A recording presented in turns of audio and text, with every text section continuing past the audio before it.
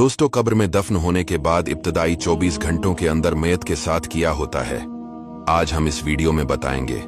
इसके बारे में इस्लाम और हादीस में मुख्तलिफ रिवायात मौजूद हैं जो हमें आखिरत की हकीकत और इंसान की पहली मंजिल के बारे में आगाही देती हैं।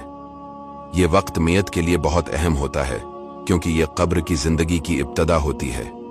ये वक्त इंसान के अमाल के मुताबिक सुकून या अजाब होता है। प्यारे व्यूअर्स, कब्र की पहली रात के बारे में कहा जाता है कि ये सबसे ज्यादा मुश्किल होती है। एक हदीस में आता है कि नबी अलैहिस्सलाम ने फरमाया, कब्र पहली मंजिल है, अगर इंसान इसमें कामयाब हो गया तो आगे आसानी है, वरना मुश्किल दर मुश्किल होगी।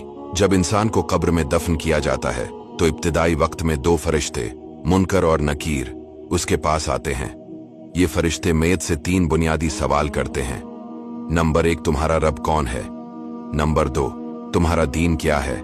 नंबर 3, तुम्हारा नबी कौन है? जो शख्स ईमानदार और नेक होता है वो सही जवाब देता है और इसके लिए कब्र को वसी और रोशन कर दिया जाता है। गुनाहगार या काफिर शख्स जवाब देने में नाकाम रहता है और उसके लिए कब्र तंग और अजाब का मकाम बन जाती है। नबी करीम सल्लल्लाहु अलैहि वसल्लम ने फरमाया कि कब्र में हर इंसान का इम्तिहान लिया जाता है। ये आजमाइश मैयत के अमाल के मुताबिक आसान या मुश्किल होती है।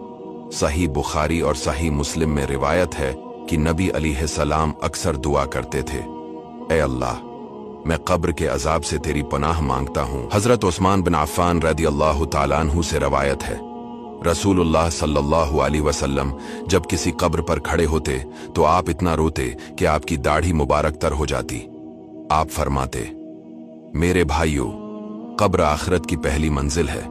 अगर यहाँ कामयाबी हो गई तो आगे सब आसान होगा और अगर यहाँ नाकामी हुई तो आगे और भी सख्त हालात होंगे। रूह जिस्म से जिद्दा होकर बरज़ख में चली जाती है, लेकिन जिस्म पर होने वाले असरात को रूह महसूस करती है।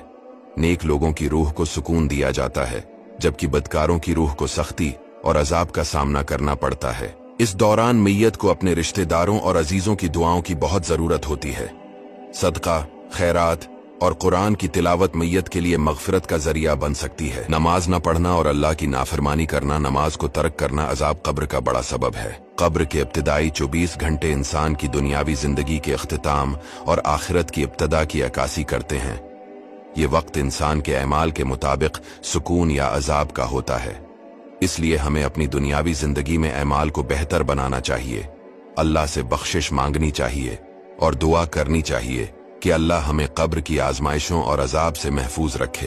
कब्र की रात और अजाब हमें यह सबक देते हैं कि दुनिया की जिंदगी में नेक अमाल करें, गुनाहों से बचें और अल्लाह की रजा के मुताबिक जिंदगी गुजारें।